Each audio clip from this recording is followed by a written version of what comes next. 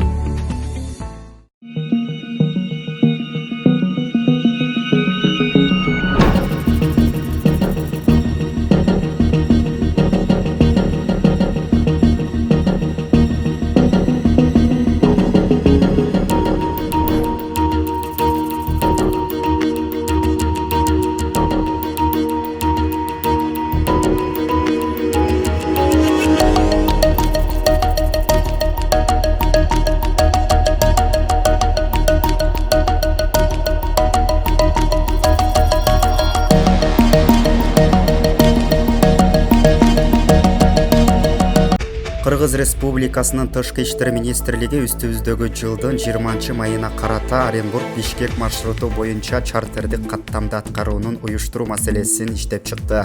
Бул авиа каттам Кыргыз Республикасынын президентинин жана Кыргыз Республикасынын өкмөтүнүн тапшырмасын аткарууда жетишилген эки өлкөнүн жарандарын өз ара колдоо жөнүндө Россия жана Кыргызстандын тышкы саясаттык сүйлөшүүлөрүнүн негизинде ишке ашты. Бул авиа каттамга отургузуу учурунда кош бойлуу аялдарга, улгайган адамдарга, жаш балдары бар ата-энелерге жана Россиянын медициналык мекемелеринде дарылануудан өткөргөндөргө артыкчылык берилет. Кыргызстанга келгенден кийин бардык жарандар белгиленген медициналык процедуралардан өтүү үчүн байкоого, обсервацияга жайгаштырылат. Чет мамлекеттерде, анын ичинде Россияда жүргөн Кыргызстандын жарандарын кайтаруу боюнча иштер туруктуу негизде улантылат деп билдирет республикалык штаб. Ассаламу алейкумдар. Кече Баткенде чек арада чыр чыгыптыр. Анан бир нерсе эске келип атат да. Биз сүйлөп жүрөбүз го мына Красноярский Кызылжар болгон экен, Байкал Байкөл болгон экен, Сибирь деген Шибер болгон экен, биздин жерлер болгон экен да. Кокон да биздин жер болгон экен, Анжан да биздин жер болгон экен деп сүйлөп жүрөбүз. Эгерде бүгүнкү күндө дагы Баткендеги окуяга жакшы карабасак, дагы бир кайсы бир жылдардан кийин Баткен дагы биздин жер болгон экен, биздин ата бабалар жашаган экен деп сүйлөп кала электе жакшы бир көңүл бөлүп ушул жагын жакшы жакка чечип койсо, биздин аткан элдер жакшы болот эле. Акрам Камбаралиевич, аракетти кылып атасыздар, бирок биздин кошуналар мына тажиктер көмбү санда биз чечкиндүү казандарга карайлы. Товар оборот бир жылга болгону мына 2019 жыл 27 миллион доллар. Анын 18% гана Тажикстанга мына импорт. 82% бизден кирет экен. Мындайча айтканда биздин жардамыбыз да аларга. Аны түшүнбөсө менин сунушум, давайте анда чечкиндүү кадамдарга барайлы, толук жабайлы границаны. Жаап көрөйлү, сүйлөшүүлөр бүткүчө, 1 жылбы, 6 айбы, 2 жылбы, эми шылтоону айта бербей, конкреттүү кадамга барышыбыз керек, Мухаммед Калдыбекович. Же биз мындай Тажикстандан бир нерсе күтүп атабызбы? Же бир нерсебиз токтоп калабы бүгүнкү күндө? Акрам Камбаралиевич, сиз эми жакшы билесиз, эми бизге алар түшүнбөй атса, кошуналар. Эл да тажап бүттү да уже. Эми аскерлерибиз өлүп атса, ондой жаракат алып атса, элдерибиз биздин өзүбүздүн жерибизде үйүбүздү күйгүзүп атса,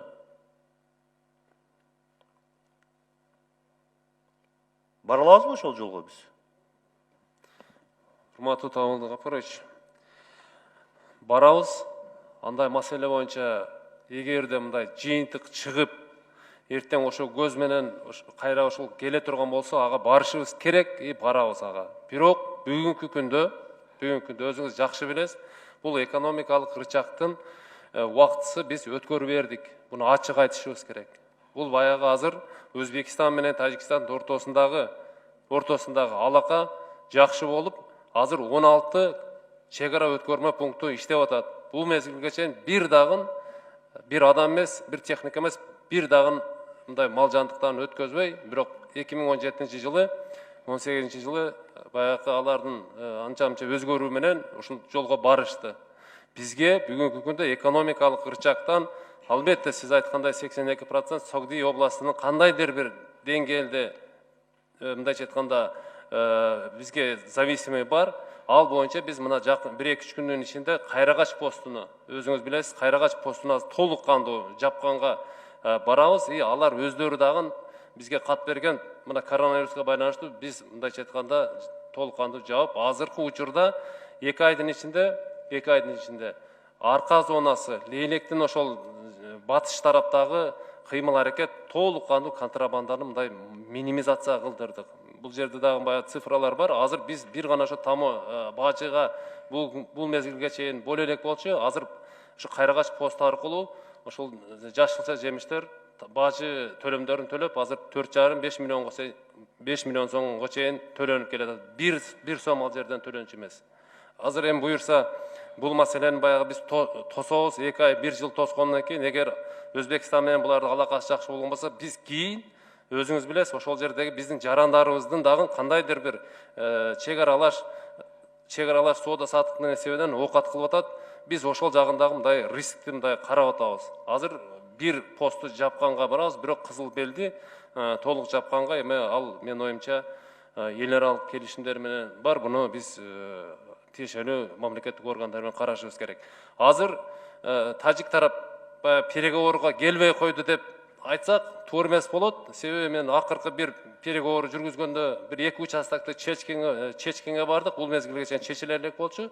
Эми кийинки переговорго дагы 3-4 участокты биз даярдап уже даяр болчубуз. Бирок жогоруда белгилегендей жолугушуу мындай бир жылып кетти да. Мына бир 2-3 жолугушуудан кийин мен толук кандуу дагы эгер жыйынтыкка чыкпаган болсо баягы дагы бир жолдорун издейбиз. Бүгүнкү күндө мен оюмча экономикалык ырчакты биз колдонуу менен аларга зыян келтиребиз деген менен көбүрөөк биз өлкөбүз ошол жерде жарандар зыян келип калышы ыктымал.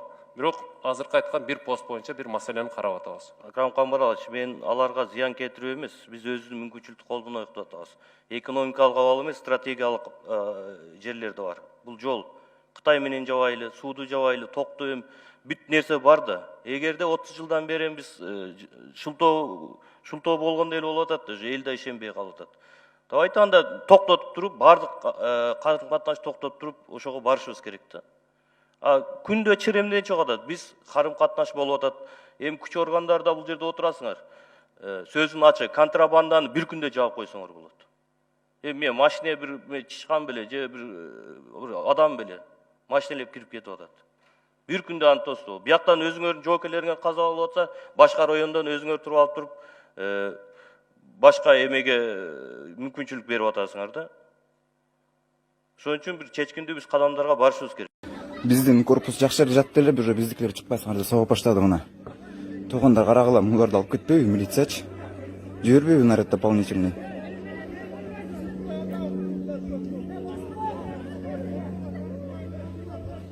Карагыла уже, мы уже боимся, блин.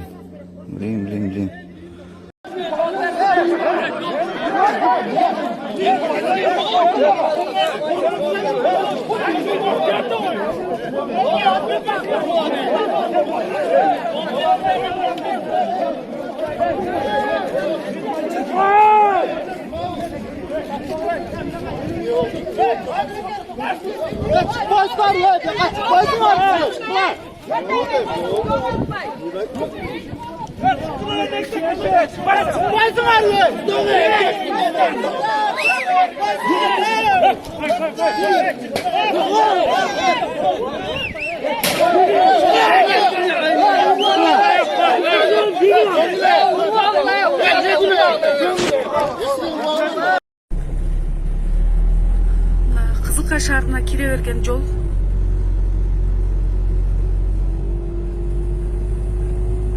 Бул жолдун курулганына 1 жыл болуп болбой, мына азыркы абалы ушул.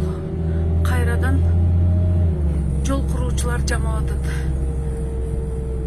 Эмне үчүн сапаттуу жол курулбайт? Мамлекеттик эмне үчүн ушул жол куруучуларга чара көрбөйт? Мына бул жагы жол куруп качан Кыргызстанда жакшы жолго жетишер экенбиз. Минтранста жалаң жемкорлор отурары анык. Элдин убалы урат силерди. Жемкорлор.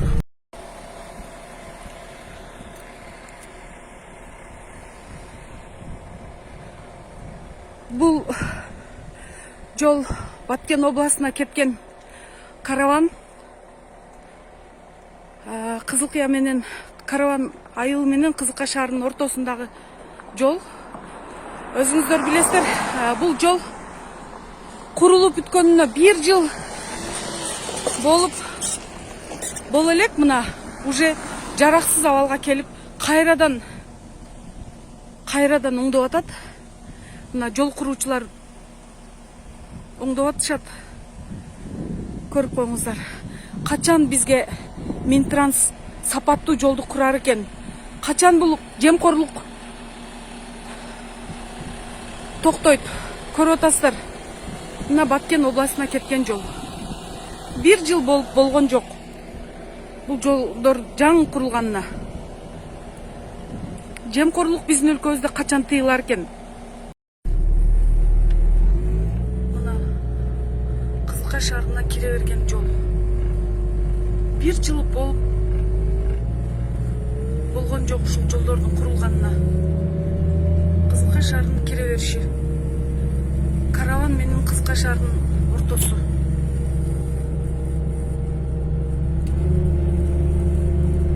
Эмне үчүн укук коргоо органдары чара көрбөйт?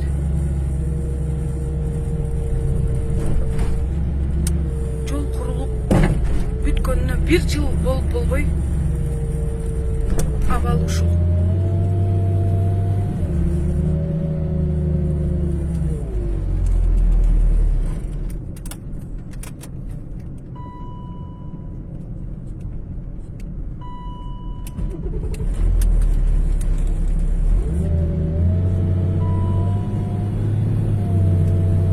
Кызылкая шаарына көздөй баратабыз.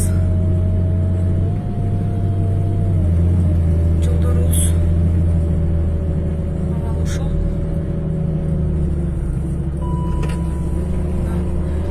Бул жакта жол курулуп бүтө элек.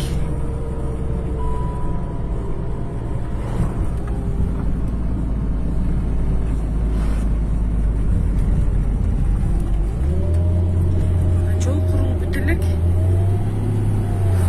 1 жыл боло элек. Жолдорубуздун абалы кештүү. Чоң баласы антип койгон болсо, кичинекей баласы тураметирээк түшүнсө, ошону апа чоң баланын сөзүн кичинекей балага перевод кылат. Балам, акаң мындай деп айтты, сен капа болбогула мага. Же болбосо үкасынын сөзүн акасына перевод кылат. Балам, үкаң мынтип айтты, сен капа болбо, ал мындай деп эле айтты, эч жамандык ойлогон жок деп ага перевод кылат. Апа бул дүйнөдөн өтүп кеткенден кийин балдар переводсуз калат дагы. Бир ата, бир энеден төрөлгөн, бир тилде сүйлөгөн балдар, бир туугандар билим бири түшүнбөй калышат. Акасынын тили үкасы түшүнбөйт, үкасынын тилин эжеси түшүнбөйт, эжесинин тилин сиңдиси түшүнбөйт. Бардыгынан айтат, кайран апам болгондо биздин башыбызды бириктирип, биздин сөзүбүздү бири-бирибизге перевод кылып, бири-бирибизди терскери каратпастан башыбызды бириктирип турчу экен кайран апам дейт. Каналга жазылууну унутпаңыздар. Биринчилерден болуп маалымат алуу үчүн коңгуроочону басыңыз. Дайыма ден соолукта болуңуздар. Сиздер менен бүгүн 24 маалымат топтому болду.